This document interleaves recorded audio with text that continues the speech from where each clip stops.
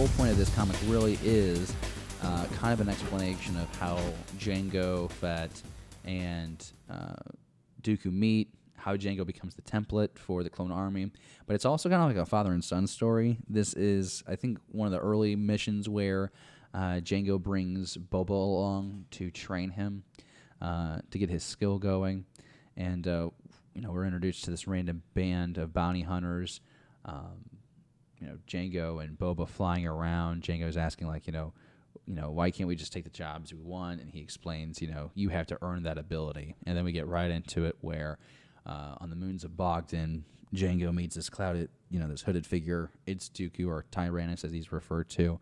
And I actually do a video on the YouTube channel. I did this a couple of days ago. And like I said, because of this comic and what Jody Houser has done with these single shots, I want to make these videos again. I did a video taking a look specifically at the history of Jango and how he did become that template for the clone troopers. But that's just a small portion of this comic. The majority of this portion is explaining how Jango and Boba, how he was able to get Boba to be his son, and making that deal, that one unaltered clone to be his son. And you see throughout this comic that Boba displays the skill that, if refined, could meet or surpass what Jango Fett has done. And he's pretty good with a blaster. It's actually kind of funny. You'll see here on a panel or two that Boba actually gets the blaster from one of these other bounty hunters. It's just kind of fascinating. And there's a sense of pride that you see Jango display for Boba. He's proud of him, how this encounter with these bounty hunters went, and to test, and it's to trust your instinct and your gut and setting forth the legacy. So it's pretty interesting. And if you haven't checked it out already, I hope that you do, because it is well worth your time. By the way, shout out Black Mandalorian joining us in the live chat. Just subscribe to our channel today. He's saying the good old Midwest, keep comic book shops alive. Absolutely. Support your local comic book shop. And we'll support our LCSs right now by telling you about another Star Wars comic that you need to pick up off the shelves if you haven't already. Star Wars number 59. I have had a love and less love relationship, not a love-hate relationship, love and less love relationship with the Star Wars main run. And this is probably one of the arcs I've enjoyed the most, just because I feel like the art is coming around. I enjoy what Gillen does with the writing. But in case you haven't been paying attention, our band of rebels are on this farm, this Star Wars-ified 1950s farm planet. And they've been here for months, and Luke's trying to find his way off the planet. Leia's trying to find a way to get back at Queen Trios for sabotaging the rebellion and almost getting everyone killed by Vader and the Empire. They all kind of converge. It turns out that the beacon that Luke set off has alerted people to Hubin, which is this planet they're on, and it brings some unlikely guests. And what I mean by unlikely is unwanted. You see this Tidarian shuttle land, and you're like, oh, I wonder who that could be. Oh, that's a different looking. Never seen one with the red stripe before. And then you're trying to go through your head, who could this possibly be? If it's not Vader, the last people you want to see show up on your door is the Scar Squadron, and it's these stormtroopers that are decked out in kind of more advanced armor, more advanced weapons. I'm not a big fan of the leader of the Scar Squadron. He wields a green lightsaber, and I just feel like that's not consistent with, how could a stormtrooper under Vader be allowed to have a lightsaber? That just doesn't seem to work. But the reason why they actually were able to find Han, Leia, and Luke was because they have Son of Saros. And so it's a pride thing. At this point, there's going to be a battle that ensues, but then Luke, Han, Leia, they get stunned, and Luke actually dodges it, and they have to follow the planet customs and the tradition to prove their valor and their loyalty is to have a duel.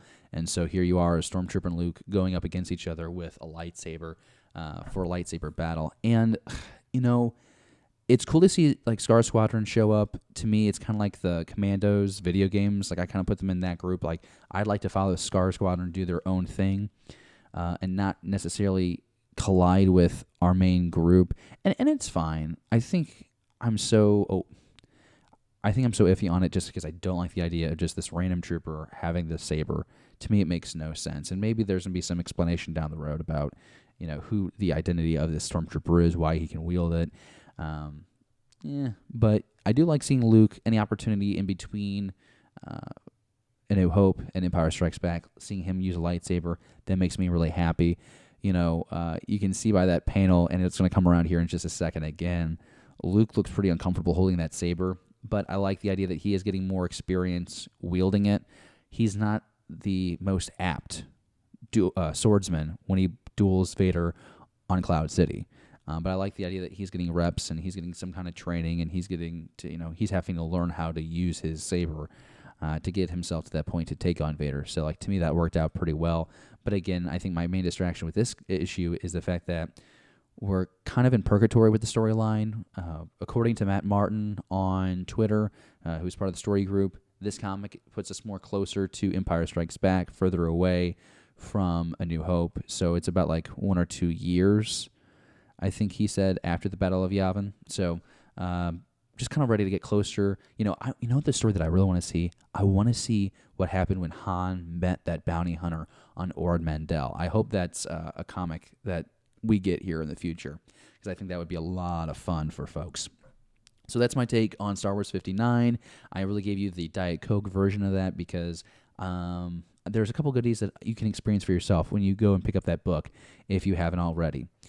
Last book for this week was the IDW book, Star Wars Adventures Destroyer Down. You might remember several weeks ago that I reviewed this comic, and I reviewed the second one just because we wanted to make sure we were doing a better job of covering the main lines, but then also IDW puts out so much as well. And so this is picking up where that second one is, where Rey's digging around this old Star Destroyer, and we're getting these flashbacks of this Y-Wing rebel/resistance pilot. I guess at this point it would have been Rebellion, but it's like a flashback to seeing that pilot and his mission, and he's trying to bring down the destroyer that Rey's actually exploring right now. And so it's a continuation of that. You're seeing this on your screen right now, and it's just kind of interesting to see how, this is Rey pretending that she's a Y-Wing pilot until a droid comes down that looks like K2S2 and starts smashing the visor there.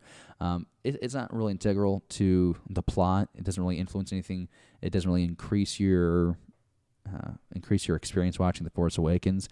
But this is a comic that is geared to younger readers, and this gives them a story with characters that they identify with. And I think if you got a kiddo that wants to follow the Star Wars comics and you don't think that they're ready for the main lines, this is a great opportunity for you to let them dive into more Star Wars stories. But I think if it were me, I would probably still just have my kiddo read the main line. That's just me. Not telling you how to do your job. You know your kid better than I do. Let's talk about comics coming out next week.